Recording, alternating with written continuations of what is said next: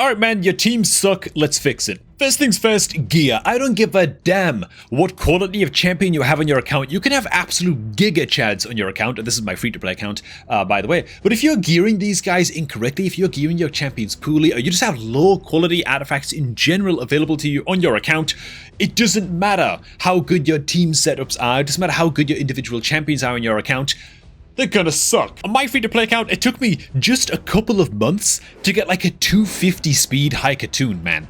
It didn't take that long at all, right? And right now on the free-to-play account, we've got a Donatello running in full speed gear, rocking like nearly 290 speed. It's crazy as hell. And it's because we know what gear to hold on to and what gear is absolutely fundamental to keep on your account and what kind of gear you're looking for when you're actually rolling up your gear on your raid account during things like gear enhancement events. So first, artifact tips, then team building tips, and all of the stuff that comes after that to take your teams to the next level. Now, before we get started, man, if you're looking to start off a new raid account, then all you gotta do is hop onto laptop or PC and click on the beginner link that's below this video at the top of the description box and use that link to create a new raid account, man, for a double legendary start. Basilius Rhinos as your day 1 start legendary champion, that's from using the link down below, as well as 3 free epic champions, and then you can input beginner code Desert Queen on day 1 of your new account as well, man, to secure that juicy void legendary to Hanorach, man. Best beginner promo link going, and the best possible way as of right now to start off a new raid account in 2025, man. So what I'm not going to do in this video is talk about how to build every type of champion inside of Raid Shadow Legends. Why? Well, down below in the description box below this video, there is literally a link to a video guide covering how to build every champion type inside of Raid Shadow Legends, talking about what kind of stats to prioritize on each champion type. And yeah, so I'm not going to rehash that. What I am going to say is this, and this is really tip number 1. Some stats inside of Raid Shadow Legends are fundamental stats, and other stats are luxury stats. What do I mean by that, and why is this important to know? Fundamental stats and luxury stats. A fundamental stat, for me, is a stat that a champion requires in order to do their job, okay? A damage dealer like Tholen Foulbeard. If you are not building Tholen Foulbeard with as close to 100% crit rate as possible, you're doing it wrong. Crit rate is a fundamental stat, and Tholen Foulbeard cannot function effectively as a champion unless he has 100% crit rate or as close to 100% crit rate as possible. Another fundamental stat, accuracy, okay? If you got a debuffer champion like a Michelangelo who's placing decreased defense, who's placing stuns, who's placing leech, decreased attack debuffs, very, very important debuffs to be landing, and you don't have enough accuracy on your Michelangelo, he is a quarter of a champion, right? Not even that. He's like an eighth of a champion, right? He's garbage. Accuracy is a fundamental stat. It's required to make a champion function. The 4 fundamental stats of Raid Shadow Legends are crit rate, accuracy, speed, and resistance. And resistance is quite niche, and it's not always a fundamental stat on all champions exactly, but there are certain champions in the game that actually require high resistance builds in order to function effectively. These are like mischief tanks into Hydra and stuff like that. But for me, those are the 4 fundamental stats that you absolutely must have built out and ready to rock and roll, and prioritize these stats in your stat rolls on your gear so that you can actually make champion builds work. Every other stat in the game is a luxury, okay? Crit damage, it's a bloody good stat on the likes of, you know, Alice the Wanderer and basically any like direct damage dealer inside of Raid, but it's a luxury. Crit damage has no value unless you've got 100% crit rate on your guys. You can have the highest health, highest defense Ugo in the world, but if you've got no accuracy on your Ugo and your Ugo is running at like 140 speed, then your Ugo is not going to be fast enough or accurate enough to do their job and land these all-important decreased defense and block buffs, debuffs into things like Hydra, you know what I'm saying? And I swear we're going to get into team building in just a second, okay? But the reason I'm pointing this out first is because unless you're building your champions optimally and you are sifting through... Like, the thing is, man, building a champion correctly is easy, okay? Building a champion team that can clear a dungeon is easy. Most of the time when I do account takeover videos, people will say to me, oh man, I'm really struggling with like Spider Stage 20, man, I don't know what to do. I feel like I have the champions to do it, but I don't know what's wrong, man. 99% of the time, it's artifact quality and they've not been collecting good artifacts throughout the lifespan of their account, right? This is why during gear enhancement events, you're looking for things like double speed rolls on your gear. Absolutely key to get your support champions fast as hell and get them up and firing and get them running very, very efficiently. Any kind of damage dealer gear that's got multiple crit rate rolls, for example, are going to be absolutely key to hold on to and look for as well when you're upgrading your gear. Because again, crit rate is a fundamental stat, and a lot of damage dealers in this game cannot function without 100% crit rate. This is also the reason why accuracy banners are bloody gold dust, okay? I don't care if it's only a 5-star quality accuracy banner and it doesn't even have a single speed roll, okay? If it's the only accuracy banner that you've got for that faction, you're keeping it. Like, it's too important. It's too much accuracy, and certain champions cannot function unless they're hitting certain accuracy levels going into certain fights and certain stages of bosses. And so this is a long tip number 1, I understand, by the way, but there's a gear enhancement event going on inside of the game right now. And so all of this boils down to when you are upgrading your gear, you should be very, very deliberately looking for certain stat upgrades that make sense for that gear set. For example, this is a perception weapon that's rolled into accuracy and speed, which is great. Like, these are exactly the stats that you might be looking for on a support champion, and you're looking to upgrade your gear just one little bit at a time, and you're hoping for things like double speed rolls, triple speed rolls, maybe a mix of speed and accuracy. On a 5-star piece like this might be okay. We're actually rolling into a double speed. We're actually going to get a triple speed roll here just right off the bat. Oh my god, okay. Pretty good, pretty good. A double speed roll is good enough to keep. This could be a formative, fundamental piece of gear for one of my support champions on my free-to-play, right? This is what you should be doing during gear enhancement. A helmet like this, it's already off to a rough start. It doesn't have any speed rolls on it. You know what I'm saying? Unless this thing like double rolls into accuracy, it's probably a sell because I'll just never use it. We're actually going to double roll into accuracy here.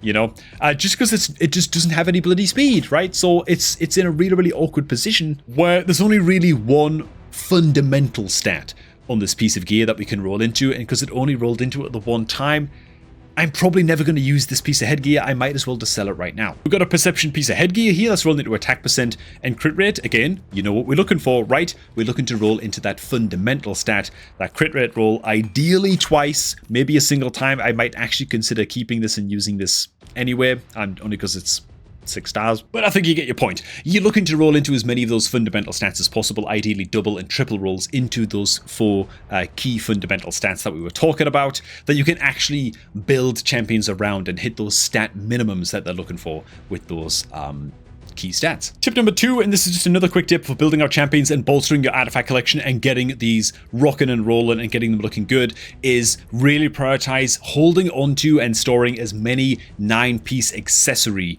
artifacts as possible, right? Rings, amulets, banners. Why? If you can just get a couple of these equipped on basically every single champion on your account, it's just free stats. Like Chronophage doesn't make a lot of sense for a Thorlin Foulbeard, which is what these are equipped on right now, but because I've just got a random ring and a banner equipped on the Thorlin right here, it's just 10% extra speed on my Thorlin, man. Why would I not do it? Like, these 9-piece sets that you can farm from things like the event dungeon, and to a lesser extent they can drop in things like Curse City and stuff like that, but certainly the event dungeon, whenever the event dungeon is open and pinpoint gear is up for grabs and Chronophage gear is up for grabs, take advantage, farm these. It's just a free set bonus on accessories, which are otherwise just vanilla accessories and don't provide any set bonus at all. Like, vanilla accessories are really, really bad compared to just any 9-piece accessories, really, because of the set bonuses that 9-piece accessories provide. So just be aware of that and get these 2 pieces equipped on as many of your champs as you can. Tip number 3, and finally, a little bit of actual team building now. So your champion builds should be relatively well put together. You should have debuffers and support champions that are faster than your damage dealers, and you should have damage dealers with 100% crit, decent speed, and from there you can build into things like attack percent and crit damage and all of that good stuff, right? But your champion builds should be relatively well put together now so that your guys are moving in the correct order, at least. From here, beating every single dungeon and taking on all of the clan bosses and all of the Doom Tower bosses, any boss encounter that you come up against inside of Raid Shadow Legends, is just about bringing the right ingredients to the table. That's it. The correct buffs and the correct debuffs for every fight. You can really, really simplify things. Now, when you're first starting out inside of Raid, the very first champion team you want to build is going to be something that looks very, very general. And I'd recommend planning out your teams like so, by the way, in the team presets manager thing. And the idea is to build out things like an increased speed buffer champion, right? Very, very high priority buffs and debuffs and roles on your roster that are just kind of required in many different areas of the game, right? So like an AoE increased speed champion, an AoE decreased defense champion, at least one big AoE nuker like an Alice or a Thorlin, or might just be your Kill, for example, like your starter champion. That's totally fine as well. At least one healer champion, like an AoE healer champion, because you're going to need some healing into things like Ice Golem and Demon Lord, and so you might as well take care of that role as well. And you're just trying to build a well-balanced team, and what you're going to find is that certain champions just cover multiple roles across most of your dungeon teams. So you'll see like the same champions being used, for example, like Supreme Gallic is being used in Dragon, Ice Golem, and Spider's Den here on my free-to-play account, like my original teams that I was using. Other champions as well, like Ugo is the decreased defense, and like a bit of healing coming in from the Ugo is used in Dragon, Ice Golem, and Spider's Den. And so you want to build out a fundamental team that's going to get you to like stage 16 to 20-ish across most of the dungeons. That's like a very, very general use team. Of course, the finite team is a little bit more specialized, as you can see. But what you also want to do then over time is start to build out teams that you are aiming towards and that you are building towards, right? For example, right here at the top of the screen, you're going to be able to see that this is the Dragon team that I'm using right now. And this team does just fine into Dragon. It brings a lot of poison damage with the Supreme Kill. With the Supreme Gallic, he's also going to bring HP burns, so poisons, HP burns, great damage sources into Dragon. We also bring decreased defense from Ugo, as well as weakened debuff from Thorlin. We don't have a lot of debuff cleanse, and we don't have a lot of healing. Ugo brings a bit of healing and a bit of debuff cleanse, but it's only one debuff, like it's not a whole lot that he's bringing to the table. And the Alice is just a bunch of direct damage. Doesn't really bring any specific tools that are actually going to help us out into Dragon, right? And especially thinking of the future with Hard Mode Dragon places a lot more poisons than regular Dragon, you know, and it hits a lot harder as well. And so eventually, as you go up in stages of Dragon, you're going to need to bring things like decreased attack debuff, maybe some shields, definitely some debuff cleanse, or at least a block debuffs buff is going to be very, very helpful as well. And so what you can do when you're planning out your teams like this is actually build a team to use right now for farming maybe stage 20 Dragon, but also plan out a team for the future, something to build towards, right? Legendary champions that you don't have booked out yet, that you can't really justify using it yet on your account, but these are more specialized champions that are going to take longer for you to build, but they're going to be much, much better than the existing team that you have, right? It's a thing to work towards, and you can do this for every single dungeon inside of Raid. And it just happens that this later Dragon team that we've got built right here is way superior to the previous team because it's bringing a form of decreased attack from the Mikey, which is nice and reliable, and so that's going to be great for us all the way up into Hard Mode Dragon. That's lovely, and he's just replacing the Alice, so that's not a big deal either particularly. Mikey also brings decreased defense, so he's doing a bit of the Ugo's job as well, so you can see how he's a much more specialized champion to be taking into Dragon. He's effectively fulfilling the roles of two champions here on the team. And then we're going to bring along a Donatello on the team who brings healing, who brings some cooldown reset, which is great. And he's also going to bring, most importantly, debuff cleanse, right? And so again, my Donatello's not fully booked here, but you can see how his kit is way more specialized for taking on the likes of Hard Mode Dragon, you know. So this is what you want to do with your teams, man. It's fine in the beginning to build very general purpose teams that are going to get you through to like stage 16 of all the dungeons, as I already mentioned. But then later on in your account, you're looking to build more niche champions, right? That are not going to help you out into a billion different areas of the game, but they're going to be specialized and specialists that bring in very specific tools to help you annihilate one specific boss, ideally, you know, a couple of specific bosses. And these are the teams that you're going to build out over time. I did exactly the same thing, by the way, with my Demon Lord Clan Boss team, as you can see right here. This right here is my old Demon Lord Clan Boss team, and I always had, like, as far as like a month or two ago, I had this new Demon Lord Clan Boss team planned out. As soon as I got Mikey and Donatello, I was like, okay, these guys together would form a way more consistent Demon Lord Clan Boss team, and it's just going to take me some time to get these guys booked. And so I was always planning to build out this team for the future. In fact, you know what? I think I'm going to go ahead and throw this new Dragon team into Dragon and see if we can just push all the way down into Hard Mode Dragon right now using this team, just sort of putting this theory to the test, you know, putting our money where our mouth is, so to speak. And this actually brings me to tip number 4 or 5. I'm not really sure where we are right now. And that is, my god, man, the amount of account takeovers that I do where people are not messing around with their team setup and their team presets is crazy. You have to be doing this. This is not like some optional thing. You don't just throw your champions into a dungeon and just say, well, they've got all of the right tools for the job. Have at it, lads. It's just not going to work out, right? It's just not going to work out. You've got to set up some basic instructions for your guys. Now, Thorlin Foulbeard, he's just a lot of AoE damage. He doesn't particularly need any specific instructions. But a Supreme Kill? Oh my god. Like, a Supreme Kill absolutely requires some specific instructions, okay? So, Supreme Kill is going to be bringing a triple poison A2. This has to be ready to use against the boss as quickly as possible, okay? So we've got to go ahead and set that as his priority skill against the boss. However, that means that we might want to consider disabling him from using his A2 in the second round, right, against the second wave of enemies, to guarantee that he's going to have it ready to go up against the boss. Another thing that we could do is not allow him to use his A2 unless it's the opener. Let him open with his A2, and then maybe he'll have like a couple of rounds to sort of recover the cooldown before we get to the boss. I think right now, I'm fine to just leave it disabled. We'll see how that goes, right? That's something that we can actually monitor. The Rector Drath doesn't particularly need any special instructions either. The Mikey, however, again, needs to land, okay? He needs to land his decreased defense basically instantly against the boss. So that's the very first thing that we're going to do. In fact, you know what? I just changed my mind on that right now in real time. I think I'm actually going to have him use his decreased attack first against the boss and just play this safe. And so once again, we don't want him to... Like, this is a 4-turn cooldown decreased attack skill. I can't let him use this against the second wave. It's just not going to fly, right? It's just not going to fly. We can allow him to use it against the first wave, I suppose, but I'd still rather he just opens with his decreased defense against the first wave. Maybe gets it used against the second wave as well, you know? But he's got to have that decreased attack ready in the very first round against the boss.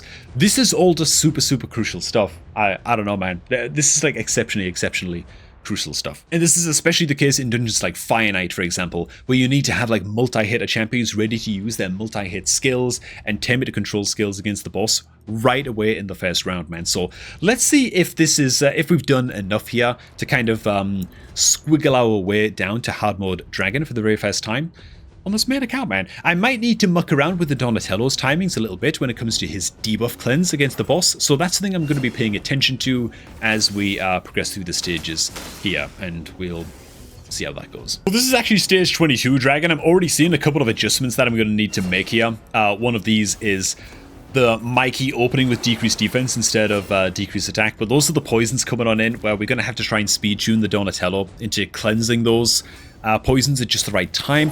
That might mean, oh god, we'll see when we get to it. I might need to delay him using his debuff cleanse by 1 turn, going into the boss by the time we hit hard. Just depends on the speed of the dragon compared to the Donny. But all right. Down goes stage 22, all the same. Okay, so we're on stage 24 right now. It's taken us a while to chew our way through the waves. We just don't have that stupendous wave damage based on the current gear that I have available on the free-to-play account. I think the Rector Drath has got to go, honestly. I think we have enough healing without the Rector Drath. We don't need the decreased attack from the Rector Drath. The revive, no one's dying. We could just do with more damage against the waves. Might actually just swap in an Alice or something like that, you know. All right, stage 24 going down basically without a hitch. We are good. On to stage 25. And instead of the Rector Drath, let's actually just tag in Supreme Gallic. He's going to bring HP burn. He's also going to bring more control for us against the waves. I don't want him to use his burn against the first wave, but certainly against the second wave, and then to have it ready to rock and roll against the boss, I think would probably be wise. Okay, let's see how this team does, man. Are we just going to straight up conquer stage 25 here with this squad? Well, very, very good job against the waves, and now let's see if our squad can come together and get it done against the dragon itself. Decreased defense is going to go up. All of those poisons are going to go up from the kill. It seems like the Gallic doesn't have his burn ready to use right away against the very first round against the boss, but I mean, it looks like we're just going to absolutely clobber the hell out of this thing. To be honest, this team more than qualified to be taking on hard mode dragon at this point. So stage 25 normal dragon looking like it's going to be a little bit of a dawdle, man, as now the Gallic should be coming in with his burns just now. There it is. That's so many poisons, so much burn damage, dude. As soon as this boss gets a turn, its health is just going to get absolutely chonked, and so that's going to be lovely to see in just a second after the kills attack. More poisons, blah, blah, blah, blah, blah. Huge burn and poison tick any second now. Oh my god, dude, Thorlin's just going absolutely ape. Okay, there it is. And this time, do we actually have the cleanse ready to use from the Donny against all those poisons? Not yet. Okay, so I'm gonna have to try and just work on the speed tune for this a little bit, somehow, somewhere. But lovely. Normal mode dragon, completely cleared. And so this is what it comes down to, man, when building better teams and evolving your teams over time, right? Again, planning out those basic squads and then building more specialized champions to really push into a specific boss later on as your account develops, right? This Fire Knight team, for example, it's like most of the champions here, or at least like the Armiger and the Seas, and I guess the Morag as well, like I'm not using these guys into any boss, really, in the game. Outside of Fire Knight, Fire Knight's a really specialist type dungeon where you're going to bring multi-hitters and decreased speed and temporary controllers and all of these things, and so building a team that can take on Fire Knight is very, very different, and so you've got to plan out these specific champion teams with specialist champs that you can look to build over time. It's like just general sort of catch-all, jack-of-all-trades team is of course your first goal as a new player, and then it's building out specialists from there and just getting better and better gear rolls over time. That's what's going to develop your teams and keep you steadily progressing inside a raid, man. And even a champion like good old Seas, who's the second from the left champion right here in this team, who has really, really bad in-game reviews, you know, finding a really, really good place in our free-to-play accounts Fire Knight team. So that's how we go about it. That's how you build some badass teams inside a raid, man, and keep your account moving forward. You know what I'm saying? And that is going to be all for this one, man. Hey, remember, if you're looking to start off a new raid account, make sure to get that done by using the beginner promo link. It's down below this video at the top of the description box, man. Use that link to create your new raid account for all of the free stuff that you see on screen right now. Make sure to hit like on the video if you did indeed like it. And yeah, I'm going to catch all of you guys just a tad bit later, man.